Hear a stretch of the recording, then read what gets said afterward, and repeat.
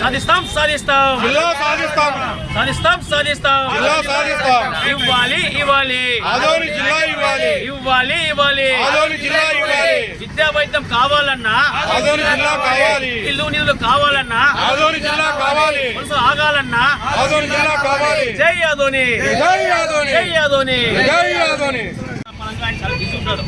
అయినప్పటికీ ఏదో మంచి మంచి సమాజ ఉద్దేశంతోనే మరి అశ్వన్ రెడ్డి గారి అయితేనేమి, అలాగే కృష్ణమూర్తి గారు అయితేనేమి, రఘురామయ్య గారేమి, అయితేనేమి అందరూ కూడా బాగా యాక్టివ్గా పాల్గొని ఖచ్చితంగా సేమ్ కలవాలనుకున్నాం. అందరూ ఒకటే ఆకాంక్ష ఖచ్చితంగా అయింది. కానీ ఏమన్నా కానీ మా రఘురామయ్య గారు చెప్పారు అయింది. కానీ రమేష్ని కానీ ఏదన్నా కానీ ఖచ్చితంగా కలుద్దామన్నాడు. అయితే కొంత ప్లాన్గా వాళ్ళు ఏం చేశారంటే మన ఎస్పీ గారు ఏదో కొంత ప్లాన్ చేసి వాళ్ళని నైస్గా చేసి మా వాళ్ళని పెట్టడం జరిగింది. అప్పటికంటే మాకు సార్ ఫోన్ చేసినాడు, వెంకటేష్ మహేష్ ఏం చెప్పాడు. నాకు అర్థమైంది. ఇంకా సరే మా వాళ్ళు ఆల్రెడీ ఒక కోసంతో వాళ్ళు చేసినారు. ఎలాగైనా సరే వాళ్ళ ఆకాంక్ష సీఎం కలవాలని చెప్పేసి నాకు ఖచ్చితంగా పబ్లిక్ అంటే బందోబస్తు ఎక్కువ ఉంది. పోలీస్ డిపార్ట్మెంట్, సీఏలు, ఎస్పీలు, డీఎస్పీ అంతా ఉన్నారు. అంత బందోబస్తు నేను వెళ్ళాను అంటే ఏమన్నా కానీ ఇక ఎందుకంటే మా వాళ్ళు అందరూ అరెస్ట్ అయినారు, కసి ఉంది. నమ్మించుకొచ్చేసారు ఎస్పీ గారు.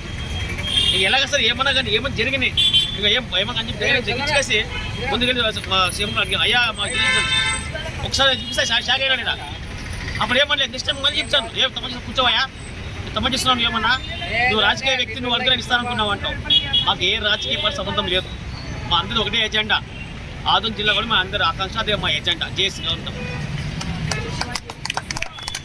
అదే మాత్రం మన ముఖ్యమంత్రి గారు ఏ ఉద్దేశంతో నువ్వు కడుతున్నావా అని ఆదోని జిల్లా అర్థిస్తామంటున్నాడు. మరి ఆదోని జిల్లా సహకారంతో ఎంతో చేస్తున్నాం. ఇప్పుడు 30 చేస్తున్నాం ఈ రోజుకి.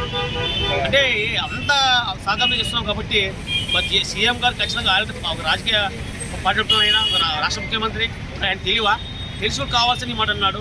ఖచ్చితంగా ఏదైతేనేమి మరి భవిష్యత్తులో ఖచ్చితంగా చేసి ఏ తిరిగిచ్చినా కూడా నేను ముందుండి అందరూ ముందుండి కూడా పాల్గొంటామని తెలియజేస్తున్నాము. ఖచ్చితంగా జిల్లా కావాల్సిందే. దానికోసం ఎట్లా ఉద్యమం చేసినా సరే జిల్లా పోరాడతాం.